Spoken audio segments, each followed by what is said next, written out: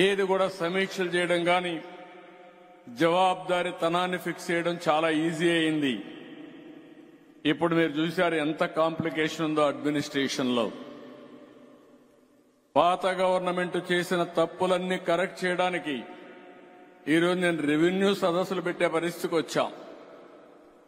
అంటే భూములన్నీ కొట్టేసే పరిస్థితికి వచ్చారు. దొంగలు గాని టెక్నాలజీ చేతికొస్తే ఏం చేస్తారో అది ఒక ఉదాహరణ. మీకు అందరికీ భూ కబ్జాలు పెద్ద ఎత్తున జరిగాయి. టెక్నాలజీని మిస్యూజ్ చేసి తప్పుడు విధాలు పెట్టి ఒకరి భూమి ఇంకొకరు రాసేసుకుని మొత్తం అంతా కూడా రాష్ట్రం అంతా ఒక భయంకరమైన పరిస్థితి క్రియేట్ చేసి ఒక రోజులో 12,000 పిటిషన్స్ వచ్చాయంటే ఇంకా ఒకరు నెలంతా జరిగితే ఎన్ని లక్షల మంది ఈ ఇబ్బందులు పడ్డారో మీరు గుర్తుపెట్టుకోవాల్సిన అవసరం ఉంది. నేను ఎప్పుడు కూడా ఇంకొక పక్కన చూస్తే గడిచిన 5 సంవత్సరాల్లో పవర్ సెక్టర్ అంతా కూడా దెబ్బతినే పరిస్థితికి వచ్చింది.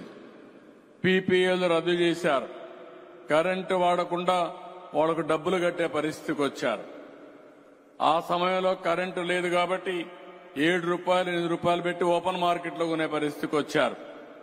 పవర్ స్టేషన్స్ అన్ని సకాలానికి పూర్తి చేయకుండా దానివల్ల కరెంటు ఉత్పత్తి కాకుండా మళ్లీ ఎక్కడెక్కడో అప్పులు చేసే పరిస్థితికి వచ్చారు.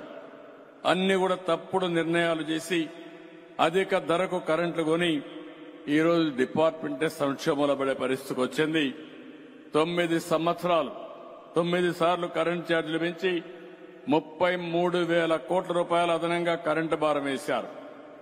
1,29,503 కోట్ల రూపాయలు డిపార్ట్మెంట్కి నష్టం వచ్చే పరిస్థితి వచ్చింది.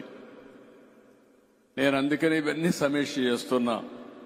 పోయిన గవర్నమెంట్ చేసిన తప్పులు తప్ప మళ్లీ ఏమాత్రం కూడా ఈ డిపార్ట్మెంట్ లో కరెంటు ఛార్జీలు పెంచకుండా సమర్థత పెంచి మీకు న్యాయం చేసే బాధ్యత మేము తీసుకుంటామని మరొక్కసారి మీ అందరికీ హామీ ఇస్తున్నా.